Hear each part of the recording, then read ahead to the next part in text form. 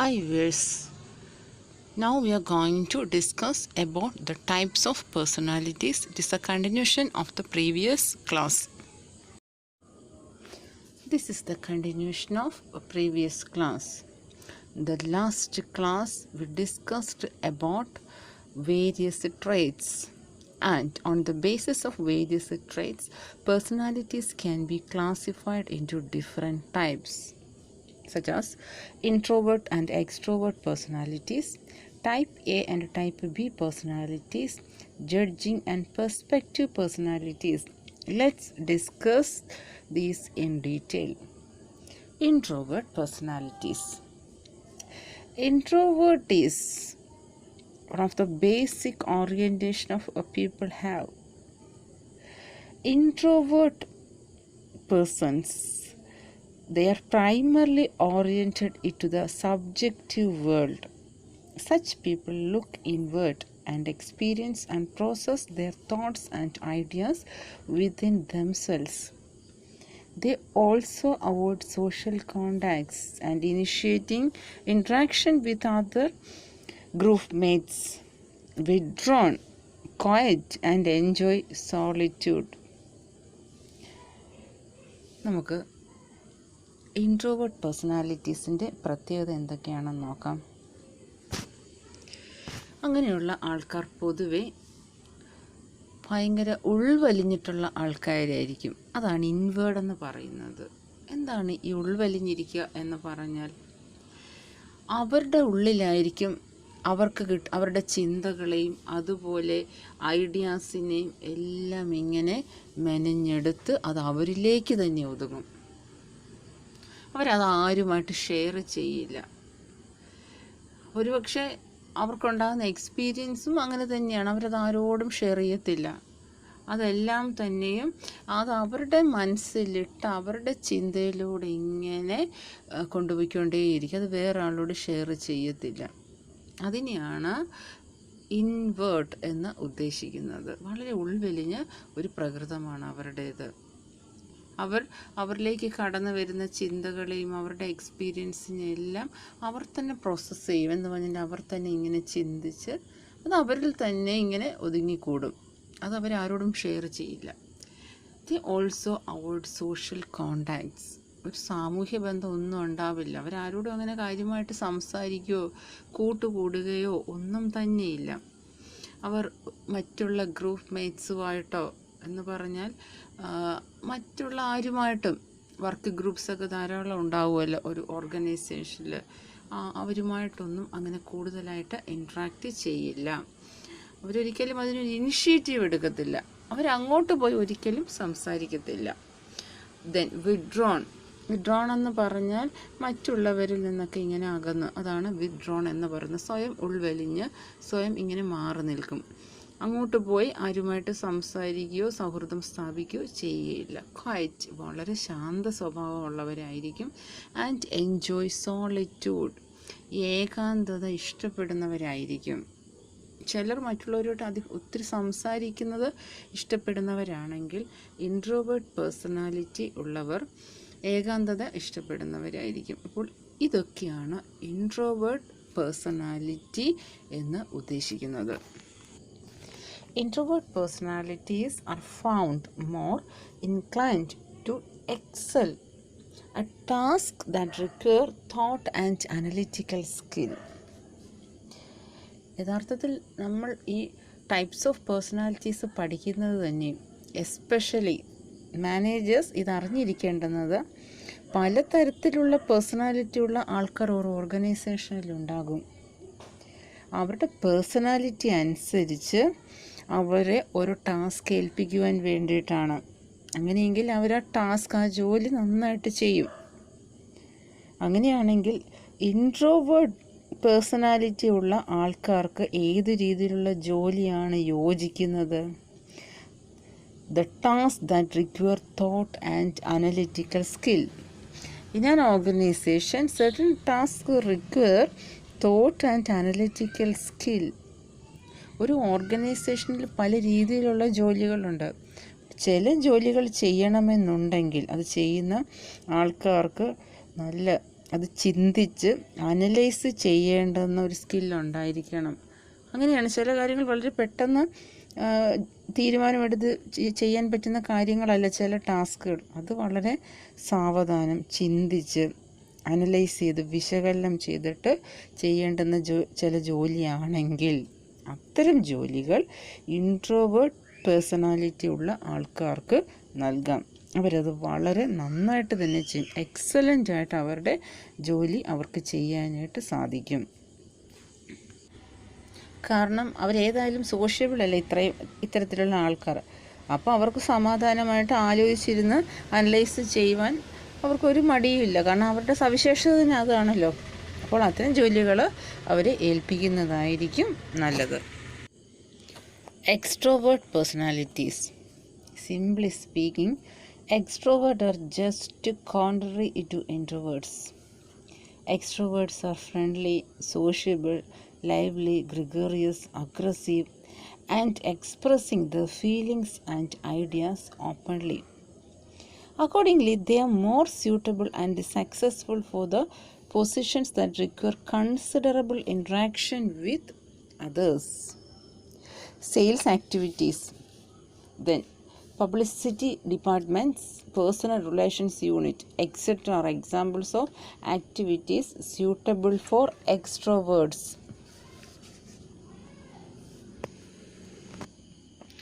Extrovert personalities are just opposite to introvert personalities. ഇൻട്രോവേർട്സിൻ്റെ നേരെ ഓപ്പോസിറ്റാണ് extrovert personality. Extroverts ഭയങ്കര friendly ആയിരിക്കും. Introvert ആണെങ്കിൽ ആരോടും സംസാരിക്കാനൊന്നും ഇഷ്ടപ്പെടാത്തവരാണെങ്കിൽ എക്സ്ട്രോവേർട്സ് നേരെ തിരിച്ചാണ്. ആരെ കണ്ടാലും ഭയങ്കര ഫ്രണ്ട്ലി ആയിട്ട് സംസാരിക്കും. സോഷ്യബിൾ, അത് നേരത്തെ പറഞ്ഞതുപോലെ തന്നെ എല്ലാവരുമായിട്ടും സംസാരിക്കുവാനും സൗഹൃദം സ്ഥാപിക്കുവാനും അങ്ങോട്ട് കയറി സംസാരിക്കാനും ഒക്കെ അവർക്ക് ഇഷ്ടമായിരിക്കും. ഇങ്ങോട്ട് സംസാരിച്ചില്ലെങ്കിൽ അങ്ങോട്ട് കയറി സംസാരിക്കും. ഒരു സൗഹൃദം എപ്പോഴും സൂക്ഷിക്കാൻ ഇഷ്ടപ്പെടുന്നവരായിരിക്കും. ലൈവ്ലി, ഇങ്ങനെ മടി പിടിച്ചിരിക്കത്തില്ല. എപ്പോഴും നമ്മൾ സംസാരിച്ച് എന്തെങ്കിലുമൊക്കെ ഇങ്ങനെ പറഞ്ഞുകൊണ്ട് ആക്റ്റീവായിട്ടിരിക്കുവാൻ ആഗ്രഹിക്കുന്നവരായിരിക്കും. ഗ്രിഗേറിയസ്, ഒരു ഗ്രൂപ്പിൻ്റെ ഭാഗമായിട്ട് നിൽക്കാൻ ഇഷ്ടപ്പെടുന്നവരായിരിക്കും. അതാണ് ഗ്രിഗേറിയസ് എന്ന് പറഞ്ഞാൽ. അവർക്ക് ഒരു ടീമായിട്ട് ഗ്രൂപ്പായിട്ട് വർക്ക് ചെയ്യാൻ ഇഷ്ടമായിരിക്കും. അവരുടെ ചുറ്റും ആൾക്കാരൊക്കെ ഉള്ളത്, അവർക്കൊപ്പം നിരവധി ആൾക്കാരൊക്കെ ഉള്ളത് അവർക്ക് വളരെ ഇഷ്ടമാണ്. അതാണ് ഗ്രിഗേറിയസ് എന്ന് പറയുന്നത്. അഗ്രസീവ്, ഒരു രക്ഷയുമില്ല. എന്ത് കാര്യവും അവർ തന്നെ മുൻകൈ എടുത്ത് ചെയ്യാൻ ആഗ്രഹിക്കും.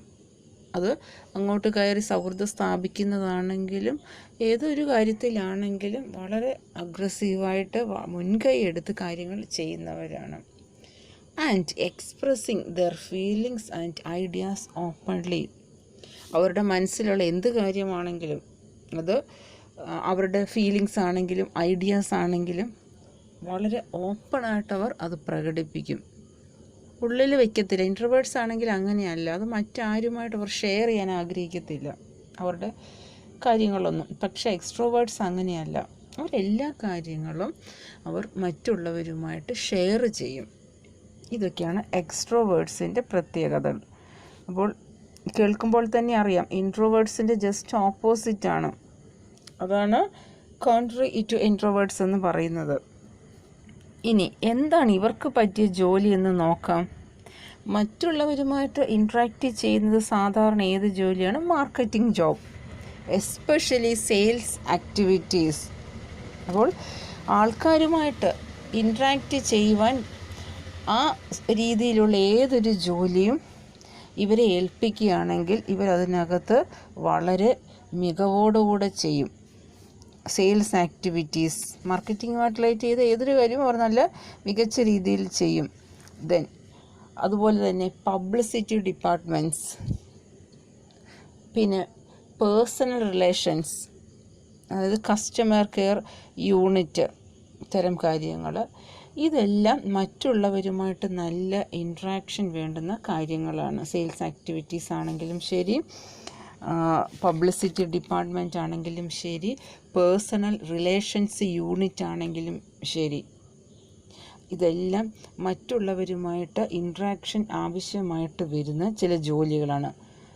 അതെല്ലാം ഇവരെ ഏൽപ്പിക്കുകയാണെങ്കിൽ അവർ അത് നല്ല മികച്ച രീതിയിൽ തന്നെ ചെയ്യും. The fact remains that most of the people are really tend to be neither introvert nor extroverts. They are in between introversion and extroversion. എന്ന് പറഞ്ഞാൽ ഇങ്ങനെ ഇൻട്രോവേർട്സ് എക്സ്ട്രോവേർട്സ് എന്ന് പറഞ്ഞ് നമ്മൾ കൃത്യമായിട്ട് അവരുടെ പ്രത്യേകതകളെക്കുറിച്ച് പഠിക്കുന്നുണ്ടെങ്കിലും യാഥാർത്ഥ്യം എന്താണെന്ന് വെച്ചാൽ, പഠനങ്ങൾ തെളിയിക്കുന്ന യാഥാർത്ഥ്യം എന്താണെന്ന് വെച്ചാൽ, കറക്റ്റായിട്ട് ഇൻട്രോവേർട്സും കൃത്യമായിട്ട് എക്സ്ട്രോവേർട്സും എന്ന് പറയുന്ന കാറ്റഗറിയെ കാട്ടിലും ഇതിൻ്റെ രണ്ടിൻ്റെയും എന്ന് പറഞ്ഞാൽ എക്സ്ട്രോവേർട്സിൻ്റെയും ഇൻട്രോവേർട്സിൻ്റെയും സവിശേഷതകൾ അടങ്ങിയ ആൾക്കാരാണ് കൂടുതലായിട്ടുള്ളത്. അങ്ങനെയാണ് പഠനങ്ങൾ തെളിയിക്കുന്നത്. അപ്പോൾ ചില സമയത്ത് ഇൻട്രോവേർട്സിൻ്റെ ചില സവിശേഷതകളുണ്ടാകും, കുറച്ചൊക്കെ അതുമുണ്ട്, അവരുടെ സവിശേഷതകളും കുറച്ചൊക്കെ ഉണ്ടാകും, കുറച്ചൊക്കെ എക്സ്ട്രോവേർട്സിൻ്റെ പ്രത്യേകതകളും ഉണ്ടാകും. അങ്ങനെയാണ് പറയപ്പെടുന്നത്. Type A personality. Type A people are characterized by hard working, highly achievement oriented, impatient, have sense of time urgency, aggressive, with competitive drive, etc. Such people tend to be very productive and work very hard. In fact, they are workaholics. അടുത്തതായി type A personality എന്താണെന്ന് നോക്കാം. ഭയങ്കര hard working ചെയ്യുന്ന ആൾക്കാരെ കണ്ടിട്ടില്ലേ? ഭയങ്കര highly achievement oriented ആയിട്ട്, എന്ന് പറഞ്ഞാൽ ലക്ഷ്യം നേടിയെടുക്കുക. അവരെ എന്ത് ഏൽപ്പിച്ചാലും അവരെ സംബന്ധിച്ച് അത് നേടിയെടുക്കുവാൻ വേണ്ടിയിട്ട് ഹാർഡ് വർക്ക് ചെയ്യും. ആ ലക്ഷ്യത്തിന് വേണ്ടിയിട്ട് എത്ര കഷ്ടപ്പെടാനും അവർ തയ്യാറാണ്. ഇംപേഷ്യൻ്റ് എന്ന് പറഞ്ഞാൽ അവർക്ക് എന്താണ് അവരുടെ ലക്ഷ്യം അത് നേടിയെടുക്കുക എന്നുള്ളതേ ഉള്ളൂ. അതിന് വേണ്ടിയിട്ട് അവർ പെട്ടെന്ന് കാര്യങ്ങൾ ചെയ്യും. അതാണ് ഇംപേഷ്യൻ്റ്. അങ്ങനെ വളരെ ക്ഷമയോടെ ചിന്തിച്ച് അങ്ങനെ ഇരിക്കുകയല്ല, എത്രയും പെട്ടെന്ന് കാര്യങ്ങൾ ചെയ്യുക എന്നുള്ളതാണ് അവരുടെ ഒരു രീതി. How sense of time urgency, നേരത്തെ പറഞ്ഞത് തന്നെ, വളരെ പെട്ടെന്ന് ചെയ്യുക, അല്ലാതെ സമയം അവർ കളയത്തില്ല, വേസ്റ്റ് ആക്കത്തില്ല. പെട്ടെന്ന് കാര്യങ്ങൾ ചെയ്ത് പോവുമെങ്കിൽ അവരെ ഏൽപ്പിച്ച ഒരു കാര്യം ചെയ്യുക എന്നുള്ളതാണ് അവരെ സംബന്ധിച്ച് ഏറ്റവും ഇമ്പോർട്ടൻ്റ് ആയിട്ടുള്ളത്. അഗ്രസീവ്, ഭയങ്കരമായിട്ട് ജോലിക്ക് ഇമ്പോർട്ടൻസ് കൊടുത്ത് വളരെ അതേ എന്നും പറഞ്ഞങ്ങ് നിൽക്കുന്നവരെയാണ് aggressive. Then with competitive drive, മത്സരബുദ്ധിയാണ്. മറ്റുള്ളവരെക്കാട്ടും മികച്ച രീതിയിൽ കാര്യങ്ങൾ ചെയ്യണം എന്നുള്ള ഒരു കോമ്പറ്റേറ്റീവ് ഡ്രൈവ് എന്ന് പറഞ്ഞാൽ ആ ഒരു മോട്ടീവ് അവർക്കുണ്ട്. അതുകൊണ്ട് കൂടെയാണ് അവർ അതുപോലെ ഹാർഡ് വർക്ക് ചെയ്യുന്നത്. ഒരു മത്സര ബുദ്ധി അവരെ നയിക്കുന്നുണ്ട്. അതാണ് കോമ്പറ്റേറ്റീവ് ഡ്രൈവ് എന്ന് പറഞ്ഞാൽ. അപ്പോൾ ഇതൊക്കെയാണ് ടൈപ്പ് എ പേഴ്സണാലിറ്റി ഉള്ളവരുടെ ഒരു പ്രത്യേകത. ഹാർഡ് വർക്കിംഗ് ആണ്, ഭയങ്കര അച്ചീവ്മെൻറ്റ് ഓറിയൻറ്റഡ് ആണ്, കാര്യങ്ങൾ ഒരു ക്ഷമ പോലും ഇല്ല, എന്ന് വെച്ചാൽ എത്രയും പെട്ടെന്ന് കാര്യങ്ങൾ ചെയ്യുക എന്നുള്ളതാണ്. സമയമൊന്നും നഷ്ടപ്പെടുത്താതെ ഭയങ്കര അഗ്രസീവാണ്.